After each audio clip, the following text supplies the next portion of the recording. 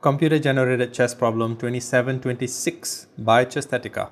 White has a queen, rook and bishop compared to black's queen, two rooks and pawn, so black is ahead in material. Now a number of pieces are en prise or in a position to be captured.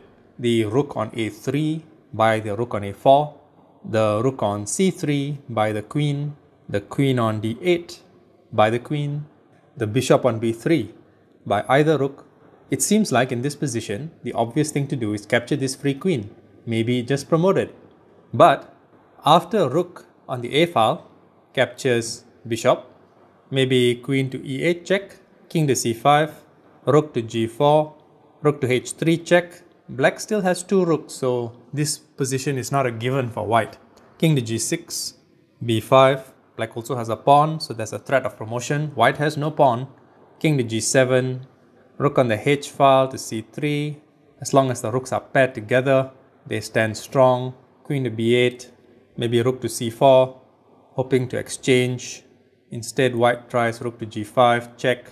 King to c6, rook to g6, check. King to d5, queen to d6, check. King to e4, rook to e6, check. King to f3, queen to d1, check. King to f4, queen captures rook. And this is how white slowly, or rather quickly now, will be able to force a win. Sooner or later, there's going to be something like this, where the queen forks the king and one of the rooks, especially when the rooks are not united. And they can't always stay united in order to make progress. But this is a struggle. It's going to take quite a few more moves, maybe another 10 moves to actually checkmate. But why do any of that? Why bother with any of that stuff? You might be surprised at the optimal way to play in this position. There's a forced checkmate, believe it or not. And here is how you do it. Surprisingly, bishop to c4 check. Now notice that black has two options. If rook captures bishop, queen captures rook with checkmate. The pawn on b6 blocks the king's flight square. See, you need to know how to use black's own pieces against him.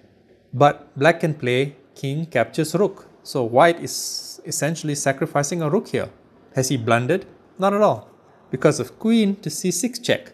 You see, now the bishop guards the b3 square and the rook on a3 blocks the king's flight square. If b5, queen captures pawn with mate. If king to b4, queen to b5 is mate.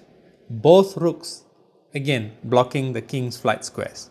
Remember what I told you about using black's own pieces against him? And if king to a5, the same thing. Queen to b5, checkmate. The bishop defends the queen. Looking back at the original position, it would be really difficult to see the forced checkmate in this position unless the way your mind works is rather unusual, even for a chess player. Hope you enjoyed it, and thanks for watching.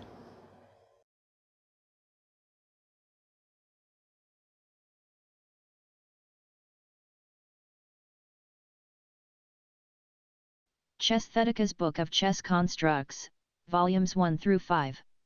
Available on Amazon.